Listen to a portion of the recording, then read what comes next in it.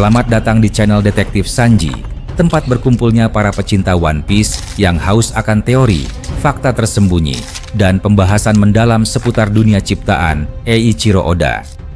Di sini, kami tidak hanya mengikuti alur cerita, tapi juga menganalisis setiap petunjuk, menghubungkan fakta-fakta kecil yang sering terlewat, dan mencoba memecahkan misteri besar seperti siapa Joy Boy sebenarnya, apa tujuan sejati pemerintah dunia, hingga sejarah abad kekosongan yang selama ini ditutupi. Setiap video di channel ini disusun dengan riset yang mendalam, sudut pandang kritis, dan tentunya semangat nakama sejati.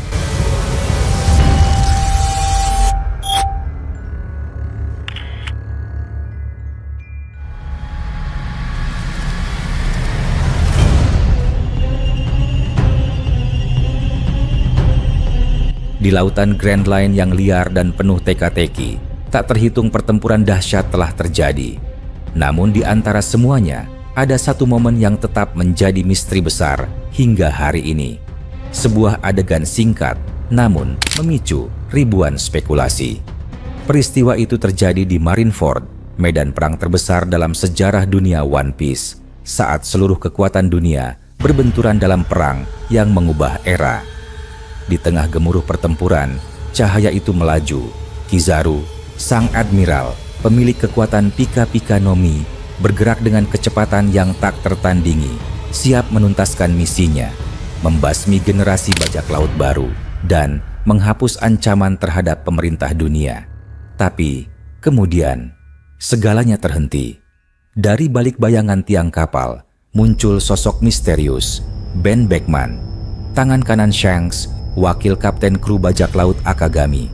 Seorang pria berambut perak, tenang, penuh perhitungan, dan dikenal memiliki kecerdasan yang bahkan melampaui para ahli strategi paling licik di East Blue.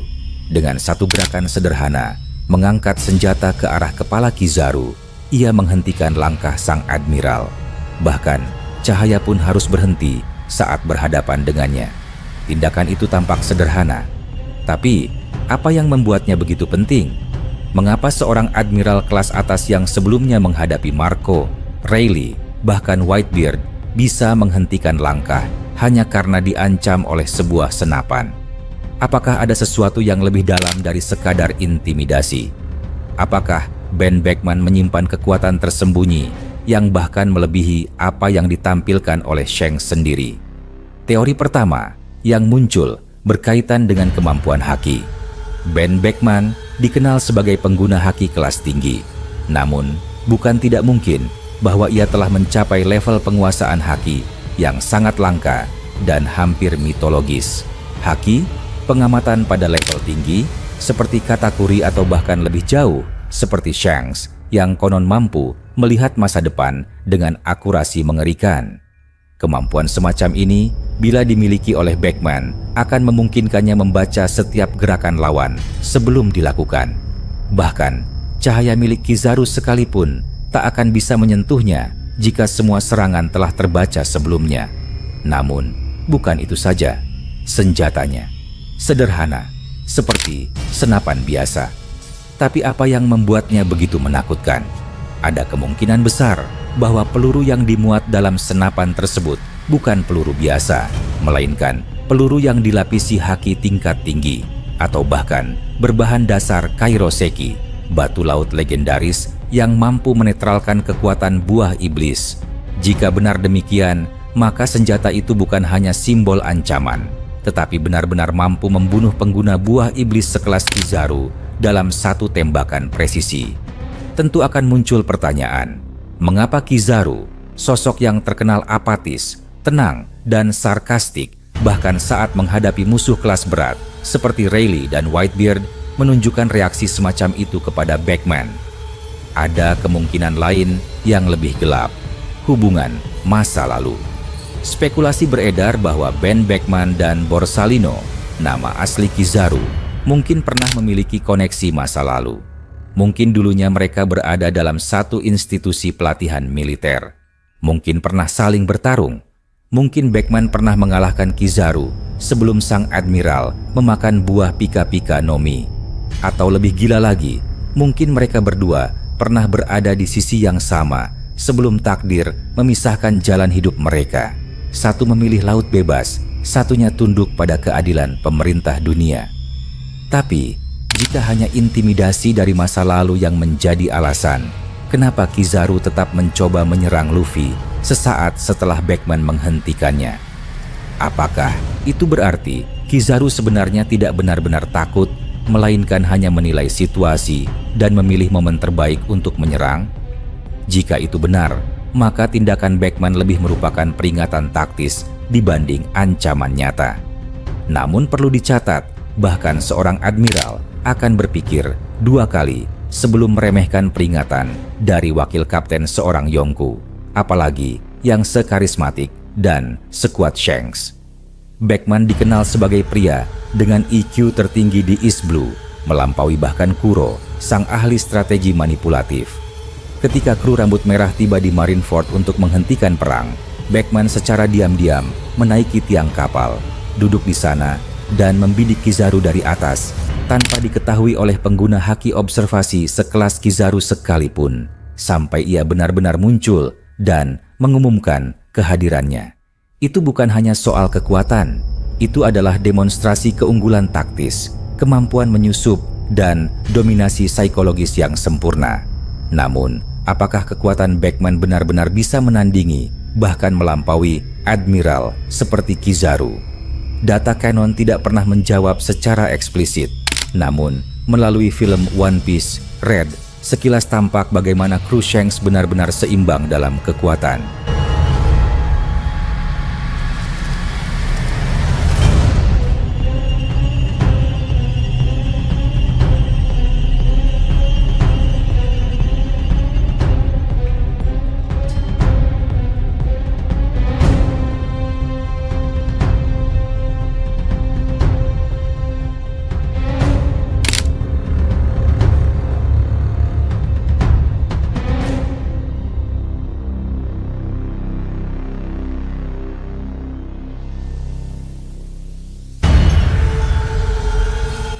Mereka mampu menghadapi 2 admiral, Kizaru dan Fujitora, dan membuat keduanya memilih mundur saat Shanks tiba.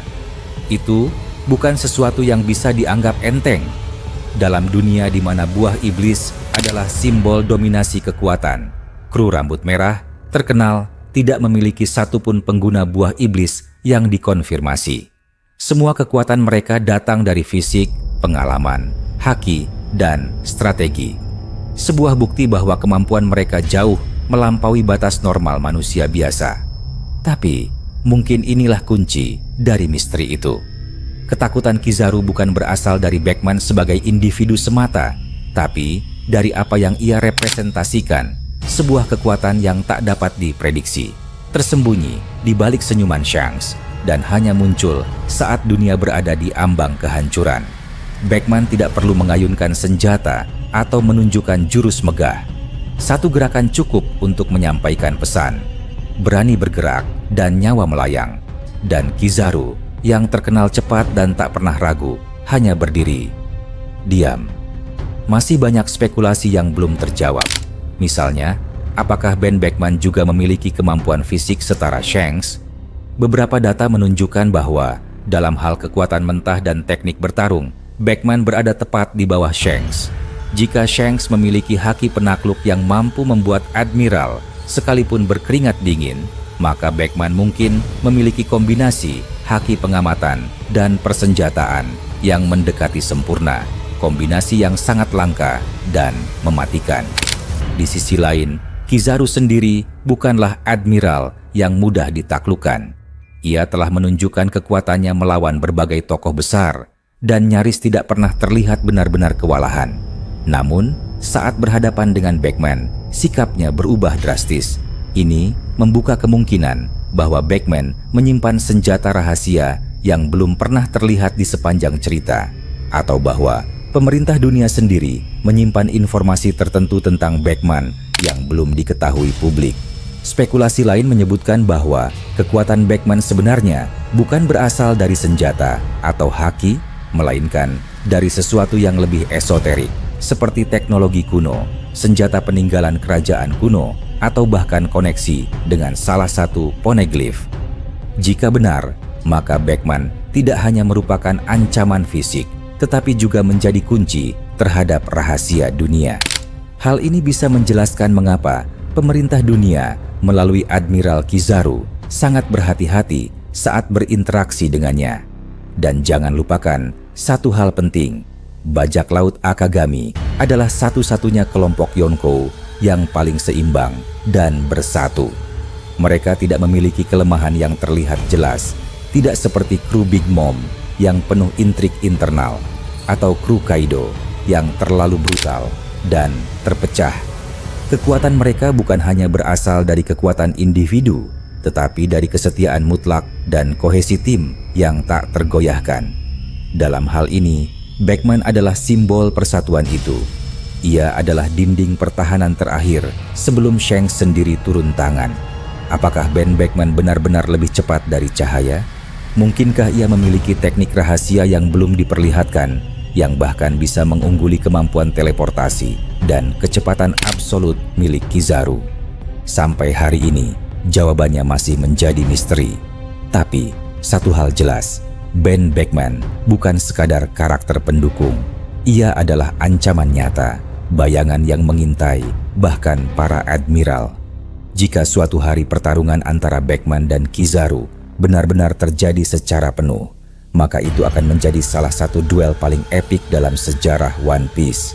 Pertempuran antara kekuatan alami dan kekuatan buatan, antara ketenangan penuh perhitungan dan kekuatan brutal bercahaya. Siapa yang akan menang? Mungkin hanya Oda yang tahu. Tapi sampai saat itu tiba, teori akan terus bermunculan dan ketakutan Kizaru akan tetap menjadi salah satu misteri paling menarik dalam dunia bajak laut ini.